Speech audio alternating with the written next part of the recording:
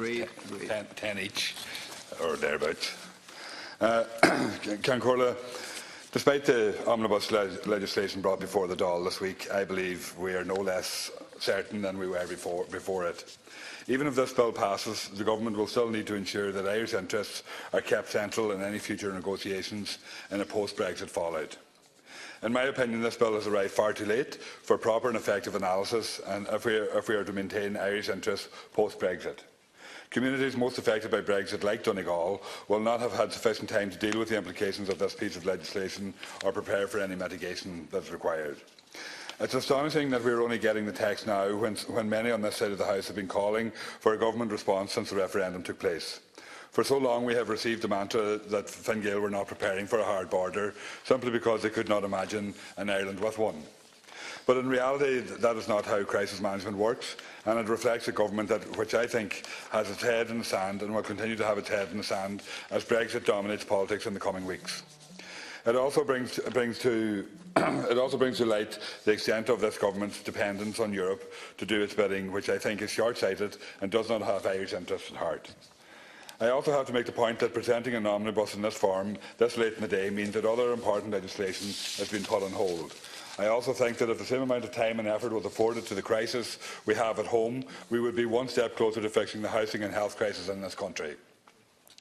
Fianna Fáil's cynical support for this government is something to note here, because they won't go to the polls because it's not in the interest of the people at this turbulent time, yet they believe Fine Gael are so incompetent when it comes to homelessness and health that they'll hammer them at every turn. So how can you think that Fine Gael are competent with dealing with such an international political crisis, and we can't deal with health and homelessness? It just amazes me every time I hear them on about it. As preparation goes for Brexit, Ireland, which claims to be the most affected country from a Brexit fallout, has lagged behind nearly every other country in the EU. Other countries are further ahead than we are, with some already having their legislation in place. In the Netherlands, for one example, an Omnibus Brexit Act was published in November, provides the Dutch Government with a legal basis to prepare laws and amendments and to act without the need for an Act of Parliament if needed in an emergency. I wouldn't be advocating for Fine Gael to retain emergency powers, but an appropriate and timely response would have been what was welcomed. In France, a contingency plan was triggered on January 17th and agreed to with its Parliament. It includes the enactment of 5 ordinances and allows the Government to make regulations which are then ratified by Parliament. In Spain, the Government approved on January 11th a comprehensive contingency plan that includes legislative decrees which must be approved but cannot be amended by Parliament. In Italy, the Government announced legislation on December 21st, and in Sweden, emergency laws and ordinances have been prepared, which the Government has been preparing for the last 12 months. If we cannot legislate effectively like our European counterparts, who are less affected than we will be by Brexit, then I seriously question the capacity of this government to govern during a crisis. It automatically makes me question the quality of this omnibus legislation overall. In healthcare, I understand that this legislation will protect the current health projects, but what about the future projects and the development of services as time goes on? The bill proposes to amend the Health Act 1970 and the Health Act 2004 to enable reciprocal healthcare arrangements to be maintained between Ireland and the UK, including reimbursement arrangements in the case of a no-deal Brexit. The Common Travel Area facilitates access to health services in the UK and Ireland, including access to emergency, routine and planned care, and Part 2 seeks to put in place an appropriate legal framework in Ireland to ensure the continuation of the Common Travel Area arrangements in respect of healthcare. I would like to reiterate my concerns in relation to Donegal about future healthcare projects, and I question whether this bill will secure the position of future projects that will be vital for citizens coming from Donegal across the border. I think the Minister needs to clarify this situation. Part 5 of the Omnibus Bill deals with student supports in higher education, and the purpose of this part of the general scheme is to ensure continuity in the commitment to maintaining the rights and privileges bestowed by the Common Travel Area and eligibility for SUSI grants even in the event of a no-deal Brexit.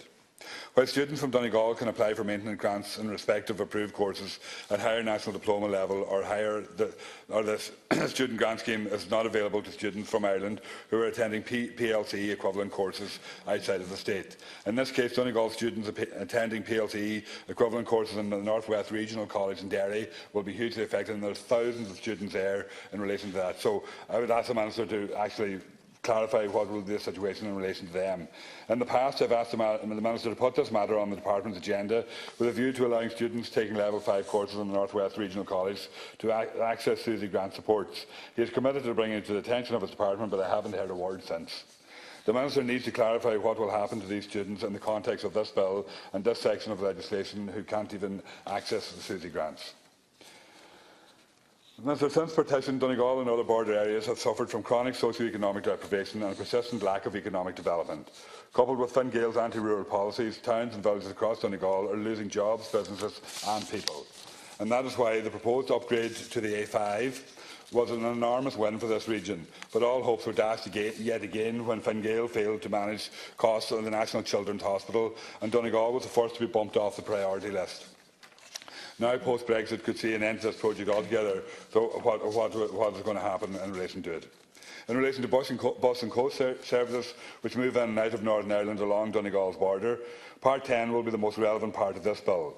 I understand that the bill provides for the backdrop to any future bilateral discussion to be held between the British or the Irish and UK governments regarding arrangements to facilitate bus services. Again, we are not very clear on how transport services will be protected post-Brexit, which makes this section redundant until we know what's going to happen in a few weeks' time.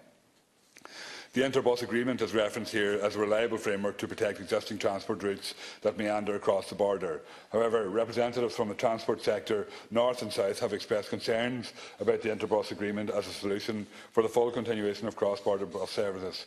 And again, I would urge further clarification from the Minister. With all the drama around Brexit, I think it's worth pointing out that at the height of the troubles, we were still able to pass through the border.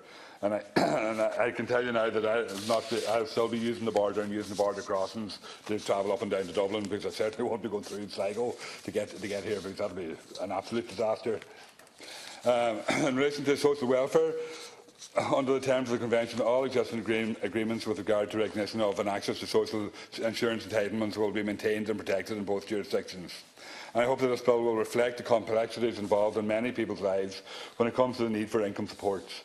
My office deals with very complex situations regarding social welfare and pension entitlements, and it's already a very bureaucratic system to navigate, and I hope that post-Brexit it will not be become even more so.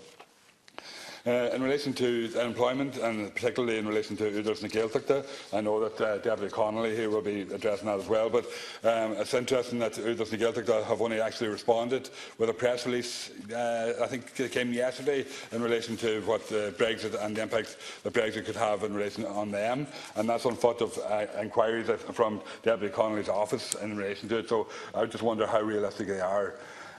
They pointed out that 25 companies are at risk out of the 150 that they have outlined that employ over 20 people, and that they say that the same entitlements that are to Enterprise Ireland give will apply to Údarás na Gaeltachta companies, but that Údarás na Gaeltachta does not mention anywhere in the Brexit legislation. So what is the actual situation? And I think that needs to be clarified as a matter of urgency. And yesterday too, at the Agricultural Committee here in the Dáil, and in relation to fishing, we came with 2 EU proposals came up for scrutiny in relation to fishing and the impact on Brexit. And when we asked for officials to come from the department to actually talk about that and discuss how fishing will be impacted, they said there's no need. That it's got nothing to do with them. It's got nothing to do with us. This is our fishing and our fishing rights. But of course, that suits because basically, as far as the department are concerned, there is no Irish fishing waters, there is no Irish waters, there is only European waters.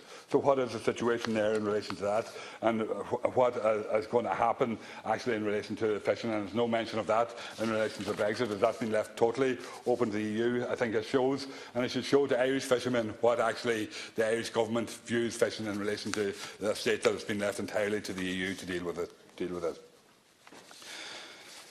In relation to the negotiations, let's remember that while EU countries have given their explicit support for Ireland throughout the Brexit negotiations, that many countries are also careful to mention that in the event of a no-deal outcome, while they supported the Irish position that there should be no return to a hard border, it would also be necessary to protect the single market. And I think it was very interesting a couple of weeks ago, everybody jumped on the Polish foreign minister when they said that the Irish situation and the no-deal situation will have to be up for discussion. But the week before that, the German Foreign Minister said the exact same thing, and there was no mention of it here in Ireland at all. And it's really very interesting why that is. Is it okay that we kick the Polish, but we have to kowtow to the Germans to make sure that everything's be okay there? But the reality is that they will look after their interests when it comes down to it, and unless our interests are allied with theirs, that's the only way that we'll be looked after. So you can be certain that the EU will look after its own position at all times. If it suits the EU, then it will happen, and they will shaft us if they have to. They have already indicated that adjustments might be made with regard to the backstop, and the Taoiseach has rolled over on this point as well by saying that a review clause might be included. The one thing is certain in Europe, and that is that might is right. If you're too big and too powerful, like France and Germany, you can call the shots. And the UK will get its way as the fifth largest economy in the world, and you can bet that the EU will agree in line with its interests, and the EU's interests and Ireland's interests will be well down the line. In many ways, Brexit as an outside political process has shown a light on our own political processes and the quality of our own democracy. It has revealed the extent of our own dependency on external forces, a dependency which governments past and present have solidified. It reveals how this government and previous ones have failed to make Ireland self-reliable in terms of healthcare provision, transport, infrastructure, and particularly in the case of Donegal. The Brexit fallout should serve as a reminder of our own short-sightedness and the lack of investment Ireland has made in its own people and its own industries. Donegal has become an unwilling witness to the persistent lack of economic development in the North West region. Governments past and present have always assumed political stability and took the Anglo-Irish Agreement for granted. Now the strength of all this and all that has gone before it will finally be tested. Thank you.